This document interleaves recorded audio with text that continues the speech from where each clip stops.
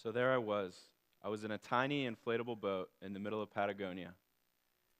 I was completely surrounded by icebergs, and I was slowly rowing towards the face of a massive glacier. The only thing I could hear was the sound of seabirds off in the distance, and every few moments I would feel the boat bump as I hit another chunk of ice. I was rowing with my back to the glacier, but I checked over my shoulder every few minutes to make sure that none of the larger bergs were getting close. I knew that if they started moving towards me all at the same time, they might flip my raft or pop me, and that would obviously be bad news. Eventually I got close enough, and I turned around to face the glacier.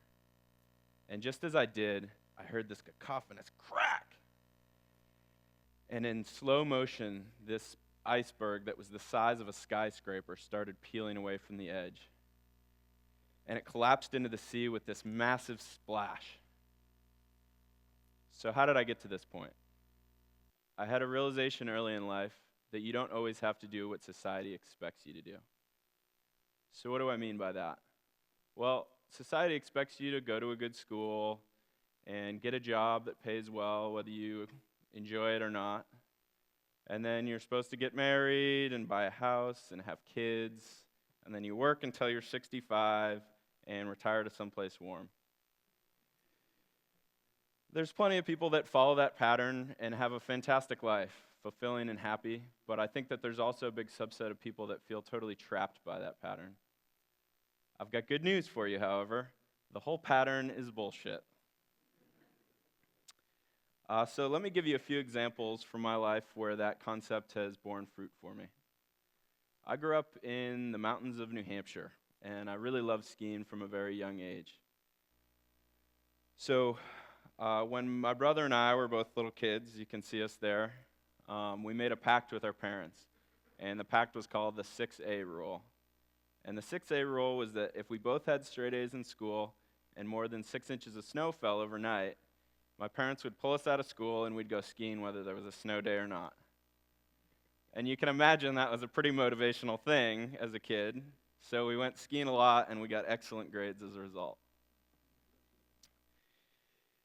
So I also knew from a young age that I wanted to be an engineer. And I knew that I was good at math and science, and generally I felt pretty good about solving problems. And I knew that engineers were in high demand, but the concept of what an engineer truly did was still a little bit fuzzy for me. I saw lots of movies of engineers that were working in cubicles, and they were doing calculations and computer modeling, and I wasn't quite sure how I felt about that. So fast forward a number of years, and I'm in college, and I'm sitting in a thermodynamics classroom, and we're studying heat exchangers. And for those of you, probably most of you, that haven't ever done thermodynamics calculations for heat exchangers, I can tell you that it's very tedious and time-consuming. So I had an epiphany that day. I realized I absolutely hate doing thermodynamics calculations for heat exchangers. So I'm staring down the barrel of my life, turning into this scene from Office Space.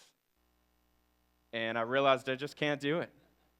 I can't sit in a cubicle for the rest of my life. So I started asking myself a few questions. I said, what other options are there? Could I engineer a different thing that I would enjoy more than heat exchangers, for instance? And I asked myself, what's your favorite thing in the entire world to do? And the answer to that was quite simple. I love skiing. So I made it my mission that day to become a ski engineer. So the next semester, I dove in with reckless abandon. I started a research project that was all about the fatigue of skis, how do skis bend and how do skis break. And I was fascinated by the entire thing. It felt great to be studying something that I truly cared about. The following summer, I started building skis in my garage, my parents' garage, really. And I slowly built a small company, selling skis to my family and friends. And I was having a blast. I felt like I was truly following my passion, and I know that that wasn't what society was expecting me to do, but it bore fruit for me beautifully.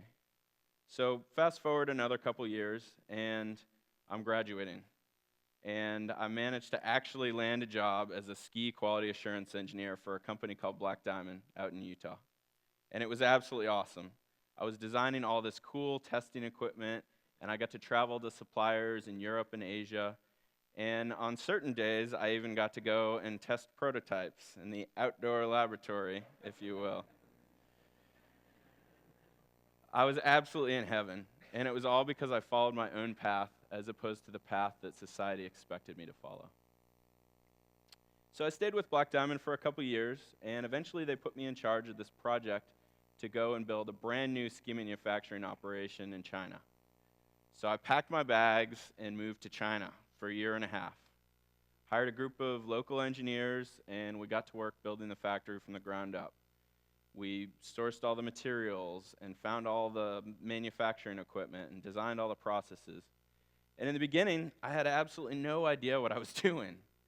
I made plenty of mistakes along the way, but I learned a ton along the way too. And I grew a ton personally and professionally throughout that process. One of the most important things I learned, and one of the things I take with me to this day, is that Chinese manufacturing isn't this dirty, ugly thing that gets stereotyped in the United States. My manufacturing process was very clean, it was very healthy, and everybody that worked for me got a good living wage and worked in a very safe environment. Everyone also had access to health care and education for their families. So Chinese manufacturing isn't always what you think it might be. The second thing that I learned is that it takes a real challenge to truly grow and change. I'd never managed people before that project, and I'd also never lived in a foreign country, especially one where I was the minority by far.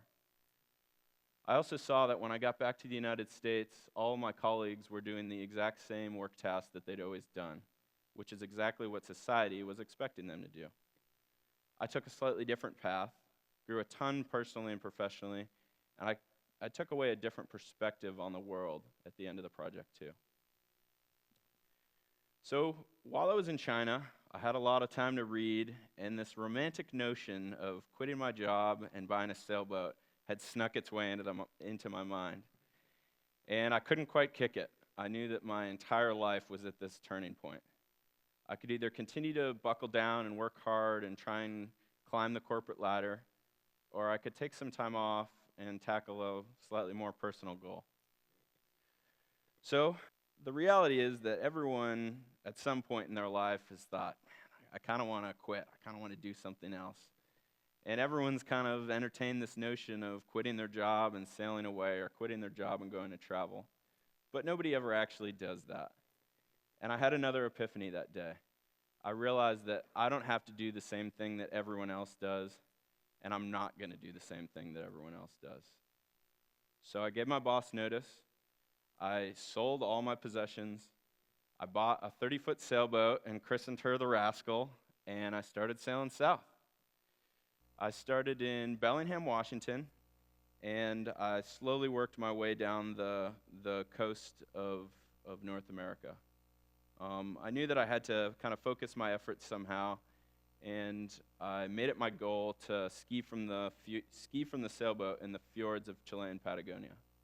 I also had a lot of goals for the entire way down there. I wanted to have a lot of fun. I wanted to learn some new skills, sailing being a good first one to start with. And I wanted to gain a wider perspective on the world. And I think the most important goal for me is that I wanted to try and live more sustainably. The boat would be powered by the wind completely, and I also had solar panels for all my electrical needs. So like I said, I started in Bellingham, Washington, and worked my way down the coast of North America. I spent about 6 months exploring the Sea of Cortez in Mexico, and then I made a long passage across the equator to the Galapagos Islands. And then from the Galapagos, I made an even longer passage down to Puerto Montt, Chile. I was expecting a lot out of the trip, but the trip delivered even more than I could have ever hoped for. I got to drink cold beers with my best friends on deserted islands in Mexico. When I was in Chile, there was a blue whale that breached super close to my boat, and it was so close to my boat that I could literally smell its breath. And in case you're wondering what blue whale breath smells like, it smells like decaying squid. Not super pleasant.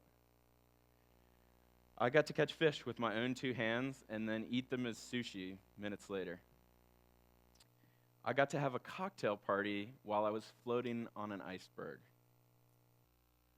I witnessed the eruption of a volcano that happened right at sunset. And I got to ski a bunch of volcanoes in the Andes. But it wasn't all catching fish and watching sunsets. There were a lot of really challenging parts of the voyage too. I ran into some absolutely horrific storms with winds as high as 70 knots and waves that dwarfed the rascal. I also went several weeks at a time without showering, except for natural showers, of course. I had a friend that was almost killed in a Category 4 hurricane. During my passage from the Galapagos to Puerto Montt, I spent 37 days at sea without talking to anyone the entire time. I only ever even saw one boat during the course of the sail. I even had a major engine fire when I was about 1,000 miles from the nearest land. So these were all absolutely incredible experiences, and there's a hell of a lot that I took away from my time on the Rascal, but I'll leave you with 3 of the most important things that stick with me to this day. The first thing is that making lots of money and having a lot of things, possessions, isn't important. What is important is the experiences that you have and the people and relationships that you share those experiences with. I've always been a fairly frugal guy, but moving on to a 30-foot sailboat is pretty extreme even for me. Those 2 years I spent sailing around on the Rascal, I had about 2 duffel bags worth of possessions. And while that may seem like not much stuff, those were 2 of the richest years of my entire life. I saved a fair bit of money during my time in China, and I managed to do the entire trip for about $30,000. I have plenty of friends that will buy cars that cost more than $30,000, and they don't make them happy at all. I think our society does a lot of idolizing wealth and fame, and the reality is that wealth and money doesn't ever bring you lasting happiness. So what does bring me lasting happiness? Spending good times with family and friends, solving challenging problems, and exploring new places and learning about their cultures. The second thing I took away from my time on the Rascal is that you can learn a lot about yourself by embracing solitude. I had a lot of friends that came to visit me during the course of the voyage, but I spent most of the trip alone. And it's not until you strip away all those external influences that you really find out who you truly are. There's no texting your mom, there's no calling your friends, there's no browsing on Facebook when you're 1,000 miles out to sea. And when you're in that totally isolated place, you start to ask yourself serious questions. And the only answers that you get back are totally authentic and totally who you are. So I've taken away this incredible confidence from that experience. I know exactly what I like, I know what I want to do with my life, and I know truly who I am. The third thing that I took away from my time on the Rascal is that this natural world that we have is so beautiful and so precious, but we absolutely must protect it. I got to see some incredible wild animals while I was out there, and I also got to see some magnificent, unspoiled vistas. But no matter where you're going, every beach that you find has a bottle on it, and it's got a floating chunk of styrofoam. I don't care how far you are from the nearest population center, it's everywhere. I also saw some very poignant examples of climate change during the course of my sail. You might remember the glacier from the beginning of my talk, and I was going to this glacier so that I could try and ski down the flanks on the side of it. I was with a friend. So we worked our way through the pack ice, and we were trying to get up to the shore, shoving ice out of the way as we went, and we eventually made it there. We got to the rocks, and when we got to the rocks, we saw that there was a number written there, it's obviously quite a remote place, so who came there to write a number? We were a little perplexed. But we continued on our way, and we managed to ski on the glacier that day. It was a great cap for the trip. Had a tremendous time. You're looking down at this sea full of icebergs. It was beautiful. And on the exit, we decided to head back down to the shore and work our way along the shoreline instead of trying to work our way through the pack ice. And as we worked our way along the shore, we saw more numbers. There was 12, and then we saw 05, and then 98, and then 83, and eventually we got down into the 70s. And by the time we got down into the 70s, we were miles away from the leading edge of the glacier. And what we realized at that point is that those numbers represented years. And those years represented where the leading edge of the glacier was at that time. The glacier had receded miles in the course of a few short decades. It was one of the most moving experiences of my entire life, and it left me a totally changed human being. Moving forward, I've made it my mission to combat climate change in any way that I can. None of these incredible experiences would have been possible if I just continued to do what society expected me to do. I would have never built a ski factory in China. I would have never witnessed a volcanic eruption, and I would have never seen the San Rafael Glacier receding with my own two eyes. And I'm not suggesting that everyone should quit their job and sail away to Patagonia, but I do think that anybody can benefit from lifting the weight of society's expectations from their shoulders. So what might that mean for you? Maybe it means following a course of study that you're passionate about, even if it's not what your parents are expecting you to study. Maybe it means going out with someone that your friends might not necessarily approve of. Or maybe it means making a change to your career midway through, even if it means a pay cut. In the end, the adventure and course that you choose isn't the important thing. The important thing is the realization that you don't have to do exactly what society expects you to do, and you shouldn't let that limit your growth and learning. Thank you.